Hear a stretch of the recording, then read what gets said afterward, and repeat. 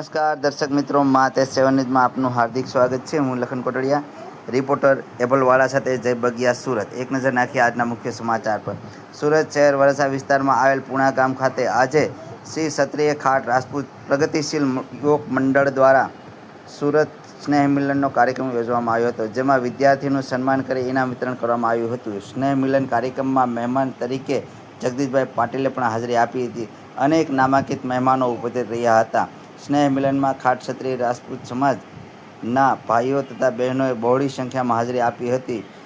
પુલવા એટેકમાં શહીદ થયેલા આપણા દેશના યુવાનોને તેમજ અમદાવાદમાં ક્રશ થયેલ વિમાનમાં મૃત્યુ પામનારા લોકોને દિવ્ય આત્માને શાંતિ મળે તે માટે સમાજના લોકો દ્વારા 2 મિનિટ મૌન ધારણ કરી લોકોને દિવ્ય આત્માને શાંતિ મળે તેમજ કાર્યક્રમનું ખૂબ સરસ મજાનું આયોજન કરવામાં આવ્યું હતું। વિદ્યાર્થીઓને ટ્રોફી શીલ્ડ આપી અને સન્માનિત કરવામાં આવ્યા હતા તેમજ મહેમાનોને પુષ્પગુચ્છ આપી સન્માનિત કરવામાં આવ્યું હતું।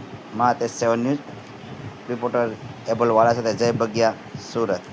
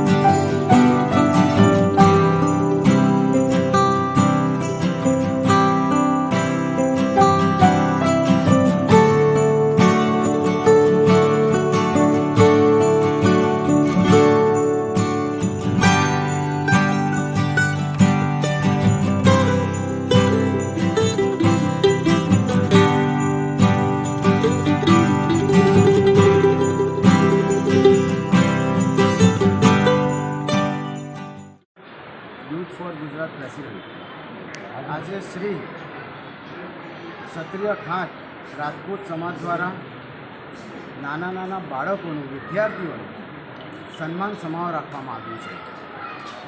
હું સમાજને ખૂબ અભિનંદન પાઠવીશ કે દર વર્ષે આ નાના બાળકોનું પ્રોત્સાહન વધારવાનું કામ કરે છે।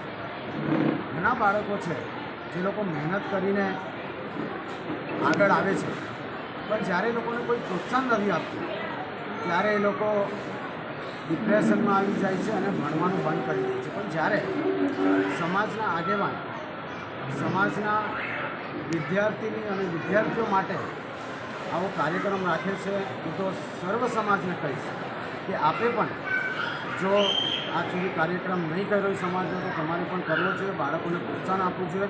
કારણ કે આજે જે બાળકો છે એ આપણું ફ્યુચર છે અને જો આપણું ફ્યુચર સુધરશે તો એ લોકોનું ફ્યુચર સુધરશે। તો હું ફરી એકવાર સમાજના સૌ આગેવાનો, રામભાઈ, ગોપાલભાઈ એમને શુભકામના પાઠવું છું કે આ રીતે કાર્યક્રમ કરશે। અને જિજ્ઞેશભાઈ, જે અત્યારે લોકો સમાજનું જે કાર્ય કરી રહ્યા છે તે તમે લોકોને શું સંદેશો આપશો? હું લોકોને કહીશ, કારણ કે જે બાળકોનું સન્માન થાય છે તમારા બાળકોનું જ સન્માન થાય છે, તો તમારે પણ એમને સહયોગ કરવો પડશે। કેટલા બાળકો હોય છે એમને પેરેન્ટ્સની જરૂર હોતી નથી, જાતે ભણી જાય છે, પણ કેટલા બાળકો એવા હોય છે જે લોકોને બેકઅપની એટલે તમારા સપોર્ટની જરૂર હોય છે પેરેન્ટ્સની। તો આપ એને સપોર્ટ કરો, જ્યારે એને કોઈ પણ પ્રકારની જરૂરત હોય તે સામેથી આવે। કારણ કે હવે બાળકો સાથે એ લોકોને ડરાવીને આપણે નહીં રાખી શકતા, પણ અમે જે બાળકો છે એ લોકો સાથે મિત્રતા કરવી પડશે અને મિત્રતા જ એ બાળકોને આગળ વધશે।